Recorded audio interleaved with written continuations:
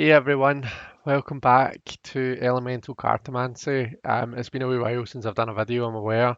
I'm coming on today, it's Christmas Eve, so a Merry Christmas to everyone that's watching if you do happen to catch this before the big day tomorrow. For anyone who's watching this afterwards, I hope that you've had an amazing Christmas and New Year. So yeah, I've got my cup of sweet tea. I like to drink sweet tea at this time of year, but I use honey in it rather than sugar. I don't know, it's just something I've always liked. I've got it in my Nightmare Before Christmas mug, and I'm here today with you to do a walkthrough of the beautiful Spirit Keepers Tarot by BENEBELL WEN.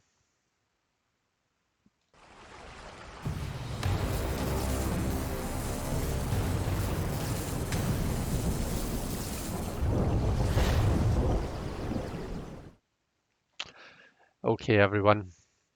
So, first of all, I've wanted to get the chance to use my Christmas themed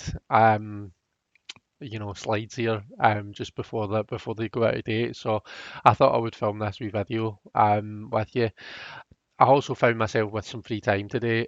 This Spirit Keepers Tarot came the other day in the post, and I was really excited to receive it. So I wanted to share it with you. I know it's one that a lot of people have shared, that a lot of people have got, and we're seeing a lot on YouTube just now. But nonetheless, I wanted to give you my own impressions of it, and maybe do a wee sample spread with it also. Um, so yeah, it comes in the two-part solid box, which keeps the cards safe. It does the job. It does exactly what you need it to do, and it's beautifully designed. So it is, as you can see, just really intricate and exquisite. Exquisite is a good word to describe this deck, I think. Um, and on the back there. I won't read this out, but I'll put that there for anyone that wants to pause and have a read at what it says. Um, so, whoops. So the cards come with a kind of a little white. Everything's just going all over the place. My apologies, guys. Um, but yeah, so with it you get the little white book, which I've got here, which gives a good amount of information for each of the cards. As you can see there.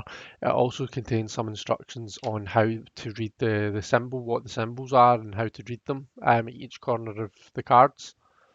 We have this wee card, which is really nice. And forgive me, I'm not sure what any of the writing says on it. And the certificate of authenticity, which when you compare to the backs is really it's different. It's nice. The deck itself comes with this gold edging, which is really beautiful. It's probably, I mean, I don't know because I've not riffle shuffled it yet, but it's probably going to get quite worn down with riffle shuffling, which is fine. You know, that's not something that I really complain about because I'm a riffle shuffler and I've kind of just got to accept that that's what happens with my decks. But just so you're aware, the card stock is nice. It's matte card stock. I would compare it to the New Choice Tarot de Marseille, the kind of a second edition. So yeah, really really nice. Um, let's do a wee size comparison just to keep this structured as we normally would. So comparing it to your standard kind of a US Games Smith weight size, and it's more or less the exact same. Yeah, yeah, that is. It's the same size. Okay, so you can see that there. Same length, same breadth, and the corners are the same as well, for anyone that cares about that. Okay, so let's take a wee look through the cards now. There are three fools in this deck. There's the Initiate, who is the spirit in search of experience. Let me actually just zoom you in just a smidge. There we go. So spirit in search of experience. So this fool is very much thrown himself into the. You know how I'll quite often say like life is about experiencing things. You know, it's about actually going out and doing things, and it's the experiences. Um, that is kind of a what it's the feels that I get from this fool. We then have the spirit in search of science, who's the seeker. Now, this is maybe someone who's more wants to know what wants to have that knowledge and understanding of the world around about them. That kind of a science feel. So really wants to understand what's going on. Why does when I switch the light switch, why does the light turn on? Whereas perhaps our initial feel is just more about, why does it matter? The point is the light's on, and that's what I need in order to you know, uh, in order to get done what I need to get done. And then finally we have the keeper, who is the spirit and petition of spirit. So this is perhaps a fool who's more into the, um, looking to gain a deeper, more spiritual connection with things. Um, we have our magus, divine powers of the mortal spirit. And we've got some symbol. I recognise the symbol for Mercury, which we also have in the top left corner of the card.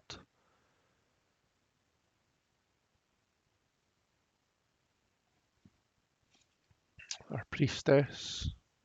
We have the two pillars. I like the cowl, the hood covering the eyes. That's really nice.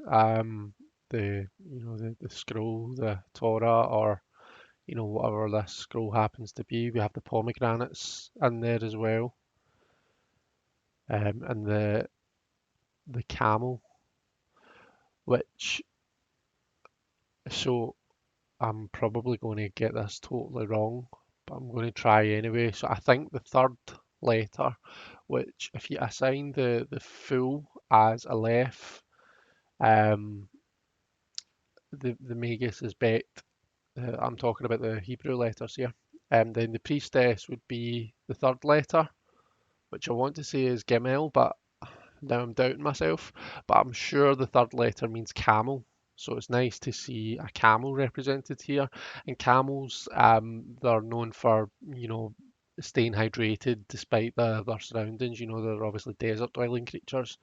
So it's like water bearer, I think. And given that we associate the priestess with the subterranean waters of the unconscious, I think that it's really nice.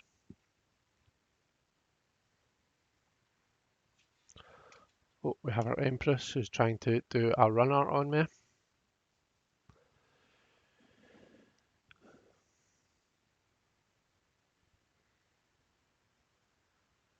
Really kind of a regal, powerful looking Empress here.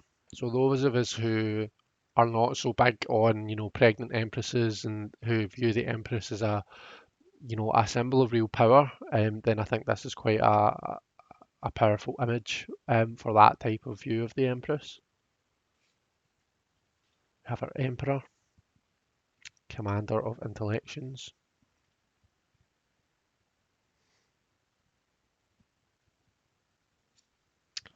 Hierophant, master of the arcanes,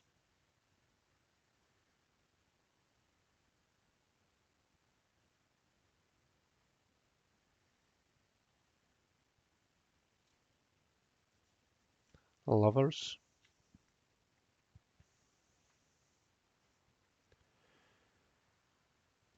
So we have the tree of knowledge and the tree of life both represented.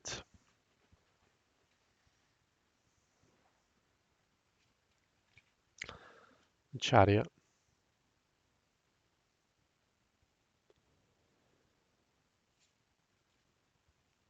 the force,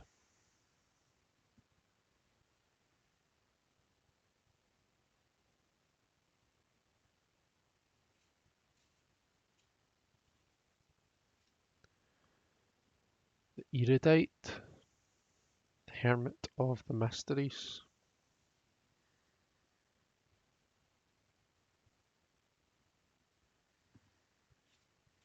Wheel of Life,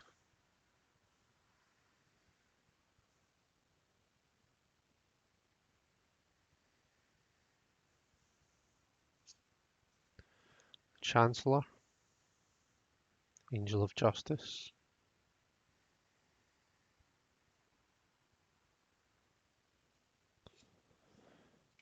the Outlaw, Sacrifice and Redemption. I like that we have one eye as the moon and one eye appears to be the sun or some sort of kind of a prismatic-like structure to represent, Odin sacrificed one eye so as that one could um, look within and the other look without. Within we associate with the moon, without we associate with the sun. So really nice, nicely done, nice symbolism, and I love the pool of water behind the pool of water. It's not really a pool, is it? It's more a sea or a river or something. The Reaper, passage to initiation. We have the Scorpion represented for Scorpio. The Angel, a divine, a higher genius. Angel's got two faces in this card.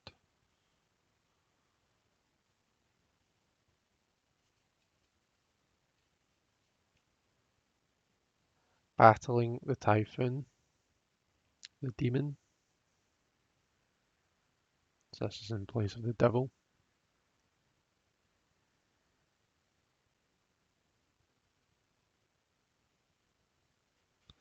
So interesting, we have so kind of like the Lovers and like the Smith Way and whatnot. We have the same creatures. Let's see if I can get it again. So you see the creatures that we had in the Lovers here. We have this what looks like an eagle and a dragon to me. But we have the same creatures represented here and the Devil. Only this time they appear to be chained up.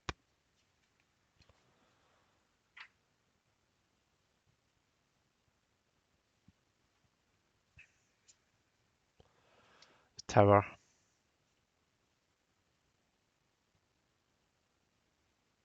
Really does look like a precarious situation that there's not much to salvage there. It's just you need to get out. The Healer, Gifts of the Spirit. So this would be the Star.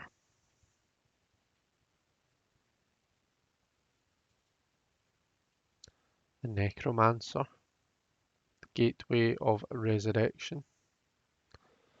And we have, so this is the moon, but we have Anubis, um, depicted here, and we have the heart being weighed against Maat's feather.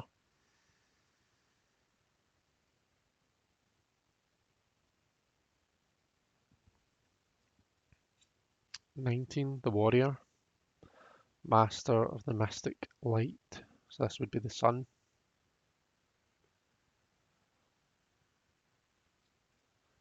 And Apocalypse, the Last Judgment. So we have the Tree of Life, we have the Caduceus.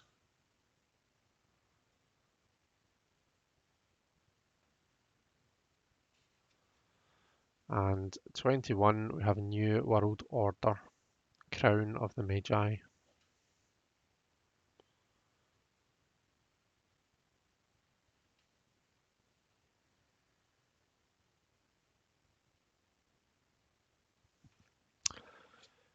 So we're into the suits now. What I would say I have, I know that the deck comes in a peculiar order. It comes with the four aces, the four twos, and the four threes, and then it goes the courts, but in reversed order. Archangel, etc., down to Herald, and then fours, fives, etc., all the way up to tens.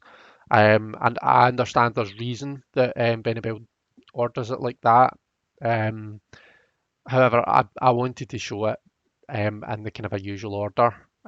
just to see that progression of the story through, ace through to 10 in each of the suits and whatnot. So I have ordered it, from ace through to 10, then the quarters of one suit, and then to the next, just in the way that I normally would.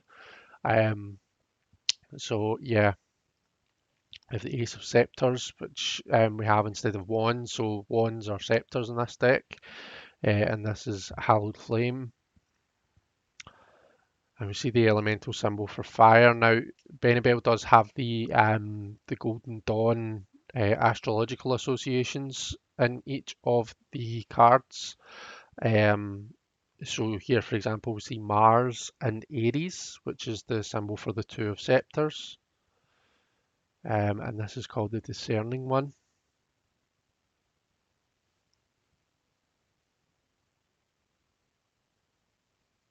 See, for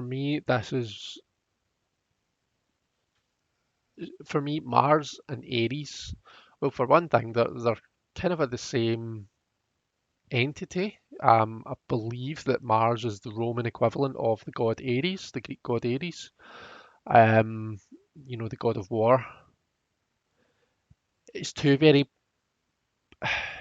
active, two quite aggressive energies coming together. So in the Thoth, we see it as, I think, Dominion, and the New Era elements, we see it as domination, and it looks like an arm wrestle that's happening. That makes sense to me when you see Mars and Aries. Now, I'll be totally honest with you, I don't know a lot about astrology, so I should really just shut my mouth. But anyway, I've started now. Um, so yeah, that kind of a thing makes sense. Whether I would see that as a discerning energy, I'm not sure. But with that said, numerologically speaking, um, I do see the two of wands as discernment, among other things. So I suppose there's different things that you can take from in this. The Three of Scepters. So we have the Sun in Aries, the Politic, the Four, Demiurge, Venus in Aries, Five, the Contender. We have Saturn in Leo. 6, we have Jupiter in Leo, the Champion.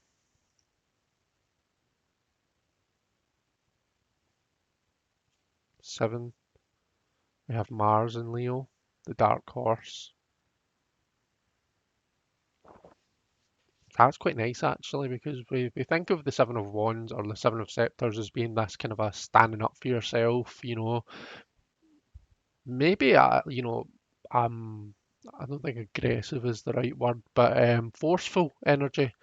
But the dark horse, the idea of, oh, you weren't expecting that to come from that person, that kind of, for me, brings a different dimension into the card, which is quite nice. So it's maybe someone who would be underestimated. We have Mercury and Sagittarius for the Eight of Scepters, which is the sharpshooter. So really kind of a targeted approach, really structured, disciplined. For 9, we have the Moon in Sagittarius, the Nine of Scepters.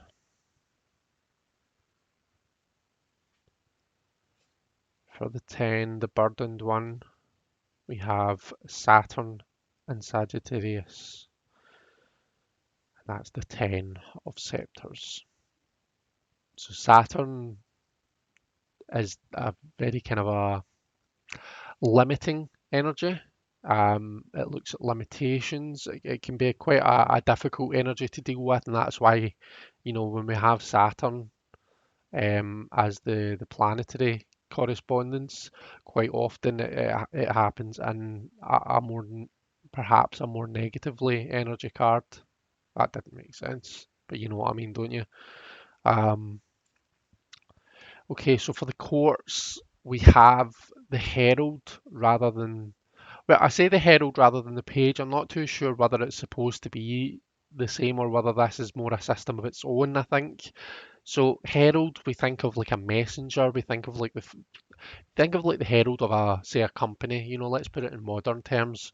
If you're thinking of the herald of a company, you're thinking an advert, you're thinking a spokesperson, you're thinking of someone that goes out and speaks for that company. They're the face of the company. They're probably the first thing you, when you think of that company, they're probably the first thing that you think of.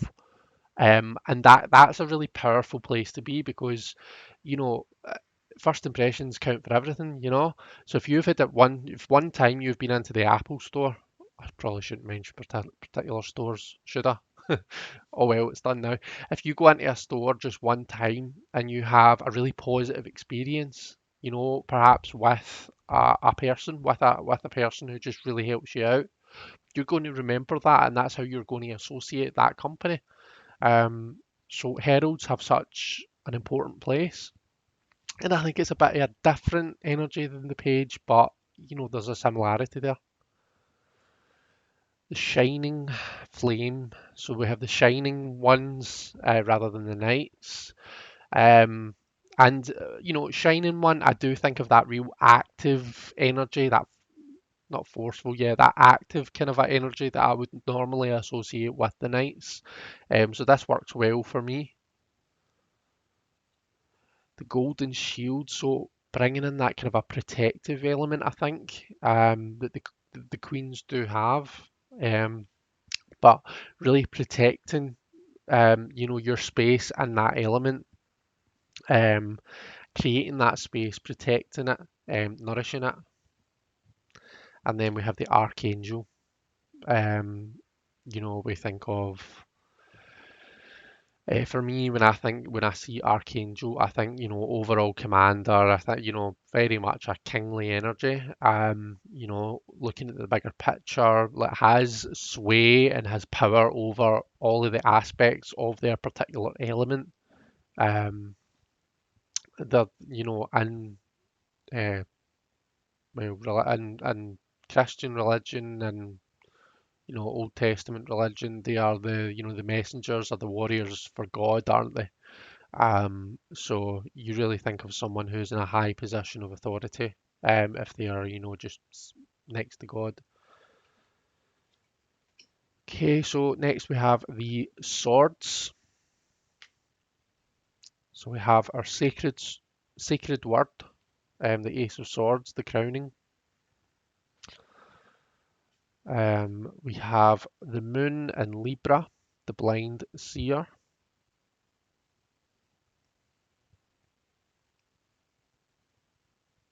For the Two of Swords. For the Three of Swords, there's that Saturn energy coming in again. We have Saturn in Libra, the bereaved, Three of Swords.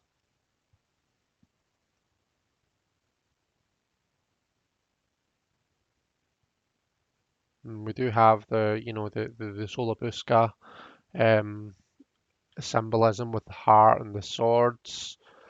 Um, yeah, for the Four of Swords, we've got Jupiter in Libra, the convalescent.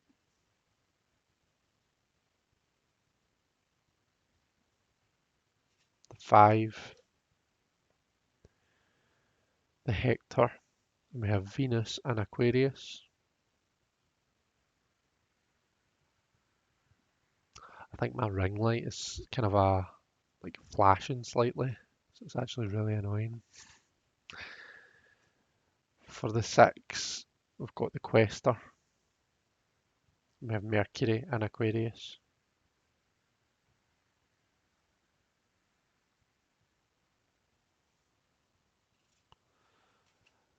The Seven, the Rogue, we have the Moon and Aquarius.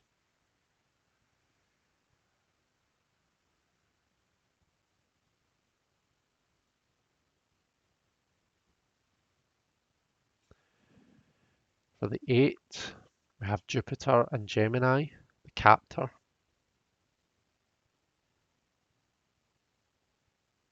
For the 9, we have Mars in Gemini, the haunt. And finally, for the 10 of Swords, we have the Sun in Gemini, the destroyer.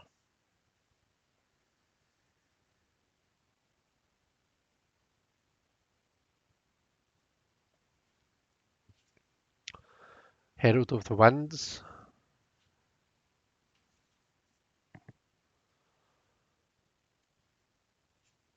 Shining Gale,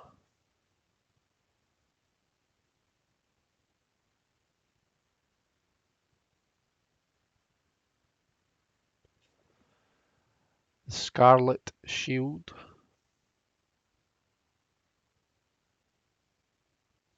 and the Archangel Commander.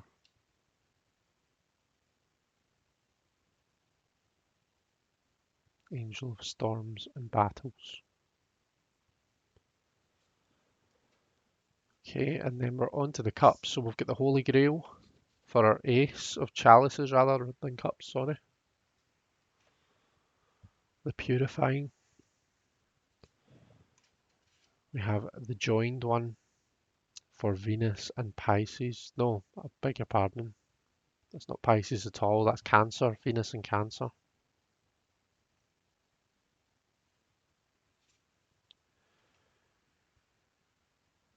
We have Mercury in Cancer, the Kindred for the 3.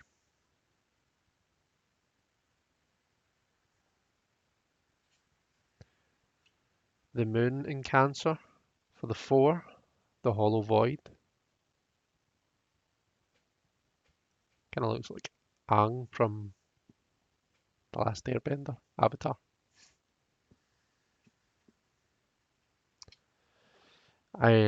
We have Mars in Scorpio for the 5 of Chalices, the Grotesque.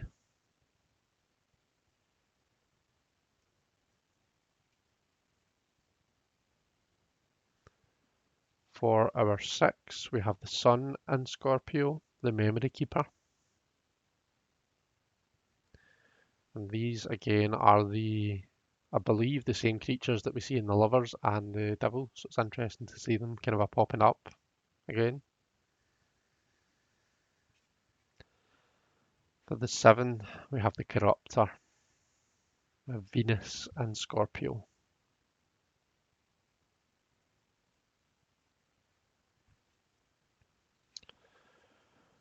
So 8, now we're on to Pisces. We have Saturn in Pisces, the Defector.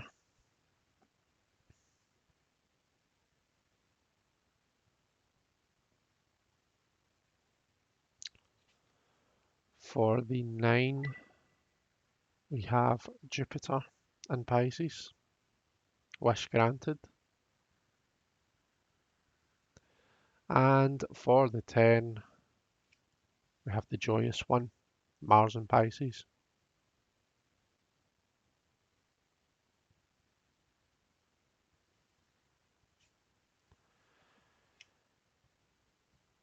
So we have the Herald of the Waters, Inspire the Prodigy. The Shining Waters, Waves of the Undying.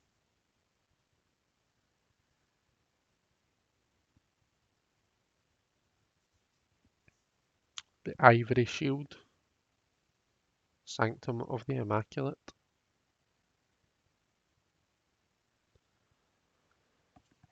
And the Archangel of Healing, the angel who salves and purifies.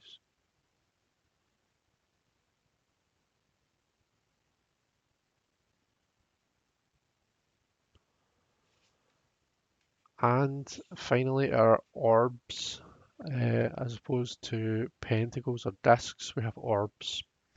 Bread of Life is our Ace of Orbs, the Deepening. Oh, it's coming off the screen there a bit, isn't it? For our 2, the Tension, we have Jupiter and Capricorn.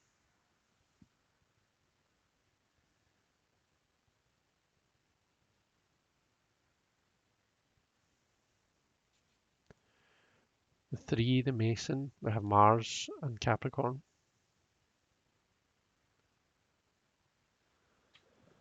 For the 4, we have the Sun in Capricorn, the Conservator.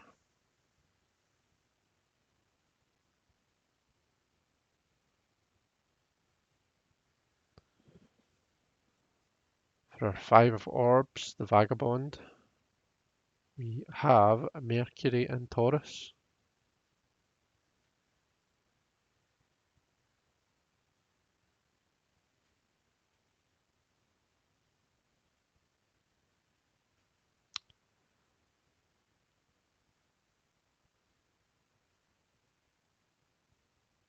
This looks like the bottom of the Tree of Life, so it does,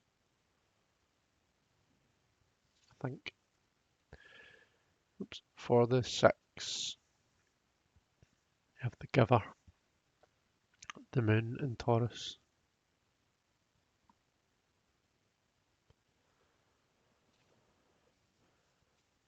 For the 7, the Gardener, we have Saturn in Taurus.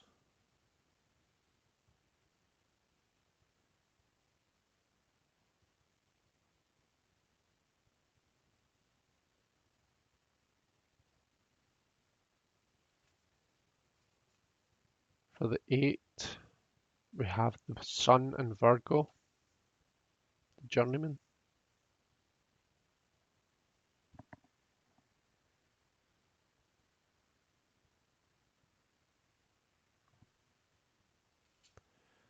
The Eminence is the 9, Venus in Virgo.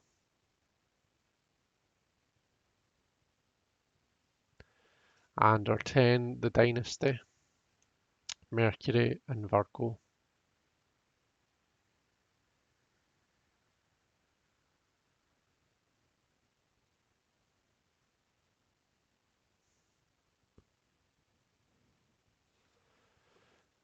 And our Herald of the Earth, Dedication of the Adept.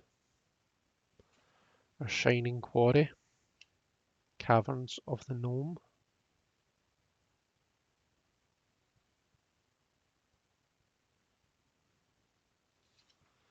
The Ebony Shield,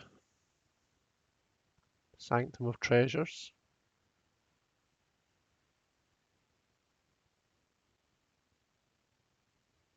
And finally, we have the Archangel of Mysteries, the angel who illuminates the shadow.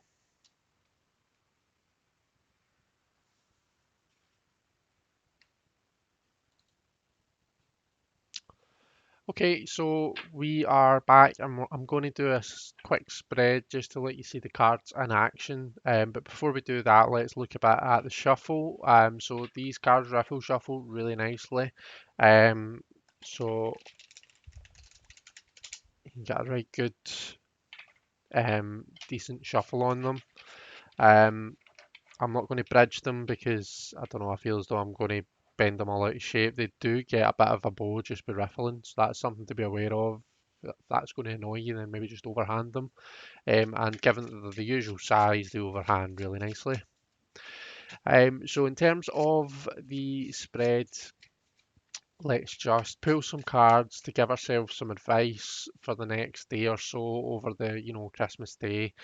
I'm going to do my usual strengths, weaknesses, assets, and opportunities spread. And let's see what the deck has to tell us. What advice does it have for us for Christmas Day? So what strengths do we need to focus on? Herald of the Flame. So when we were talking about the Herald, we were talking about, the face of the element, the messengers. So this suggests the need to kind of the flame so this we're talking the fire energy here, yeah, we're talking the scepters, the wands, our passions, the things that we really care about.